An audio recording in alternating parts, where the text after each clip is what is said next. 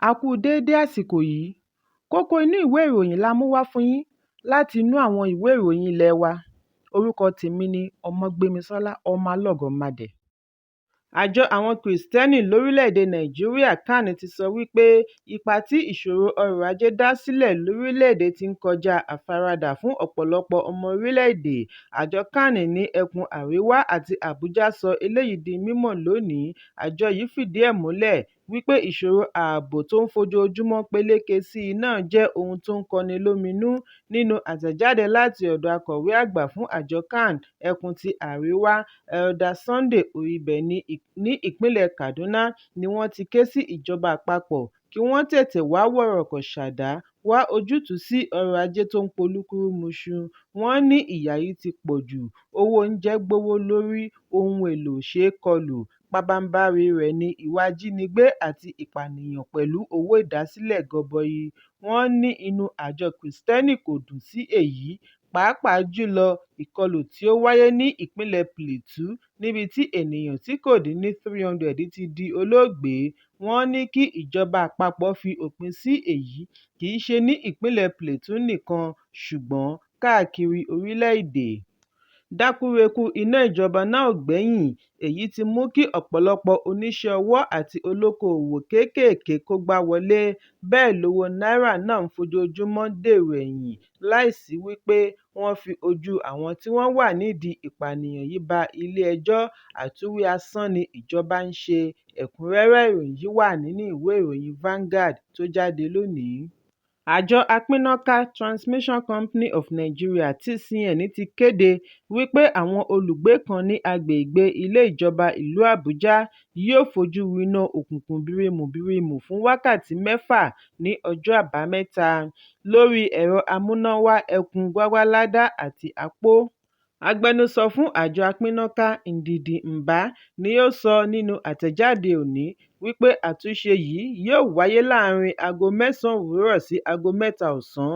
Lára àwọn agbègbè tí àtúnṣe yìí máa pa lára láti rí àwọn apá kan ní Lokogoma, Kabusa Garden, Trade Mall, Piyakasa, Aherita, Chika, Games Village, Stadium, Wuye, Utakol, Life Camp àti Ìdú gẹ́gẹ́ bí wọ́n ṣe ṣàlàyé ẹ̀.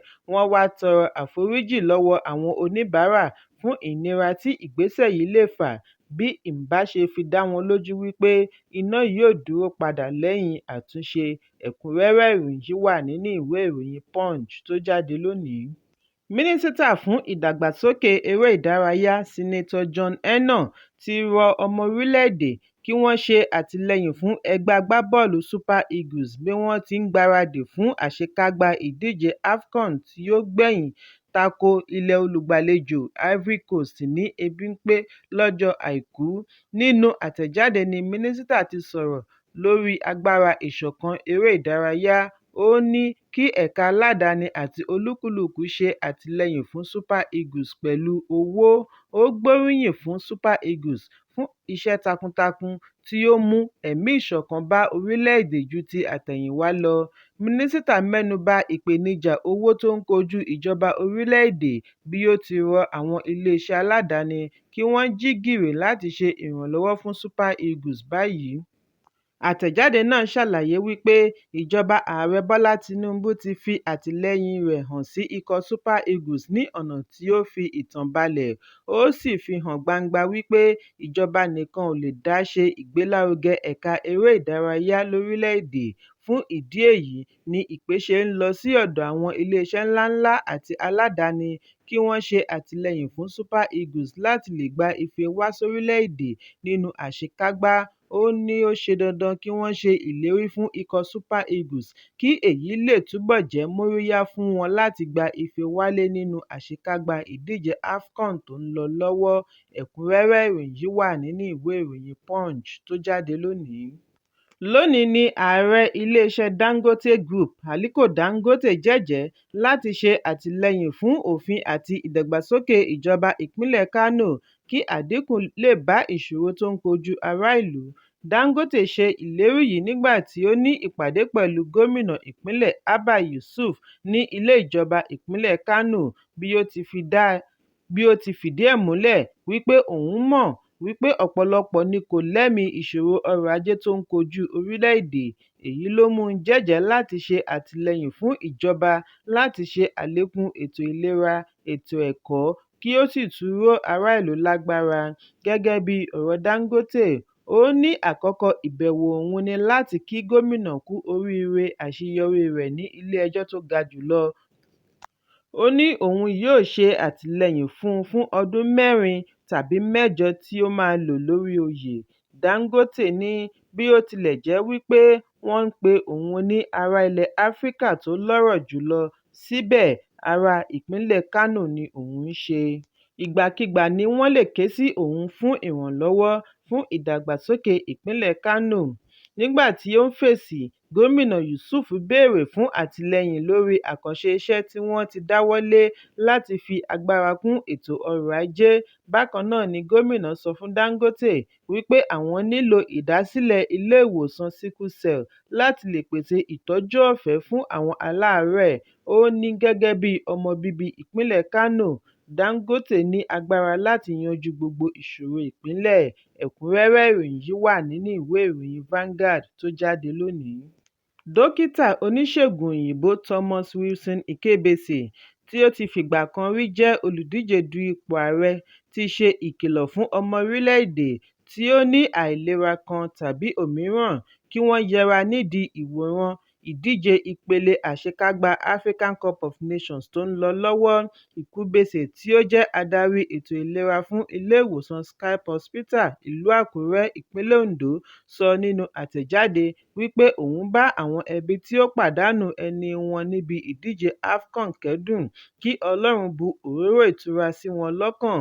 Bí ó ti ṣàlàyé wípé kí gbogbo àwọn tí wọn kò bá lọ́kàn tàbí tí wọ́n ní àìsàn ọkàn yẹra kúrò nídìí ìran wíwò níbi ìdíje àṣekágbá AFCON tí yóò wáyé ní ọjọ́ Àìkú ọjọ́ 11 oṣù kejì láàrin Nàìjíríà àti ilẹ̀ olùgbàlejò Côte d'Ivoire. Dókítà gba ìmọ̀ràn wípé bí ó bá pọn dandan kí wọ́n wò ó, kí wọ́n kúkú máa fẹ̀ẹ̀kan fi ẹ̀rọ ìbánisọ̀rọ̀ wọn ṣeré sí ìgbà kan náà, kí wọ́n ṣe bí ẹni ìdíje ọ̀hún ò jọ lójú, kí ohunkóhun má mú wọn pariwo tàbí fò sókè. Pẹ̀lú gbogbo ìgbésẹ̀ yìí, bí wọ́n bá rí i wípé ara wọn ò balẹ̀ mọ́, kí wọ́n tètè figi gún, dìde wọ́ọ́rọ́wọ́ kúrò nídìí ìran eré bọ́ọ̀lù.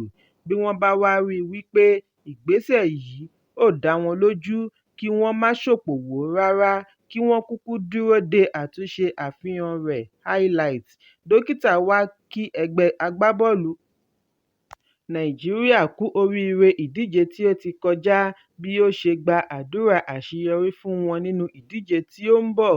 Bákan náà ni ó rọ ẹgbẹ́ agbábọ́ọ̀lù Super Eagles kí wọ́n sa gbogbo ipá wọn láti gba ife wá sórílẹ̀-èdè, kí ọmọ orílẹ̀-èdè lè rí mú dunnú nínú àsìkò ọ̀wọ́ngógó tí a wà yìí.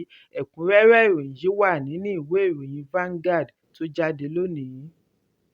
Kókó inú ìwé ìròyìn tòní kò ní jù báyìí lọ. Ẹ pàdé mi lọ́la fún àkọ́tún ìròyìn. Kí a tó lọ, ẹ má ṣaláì fi àríwísí yín ránṣẹ́, ìyẹn comment, kí ẹ sì bá wa subscribe sí ojúnà wa lórí YouTube, kí Kókó inú ìwé ìròyìn lè máa tẹ̀ yín lọ́wọ́ ní kíákíá.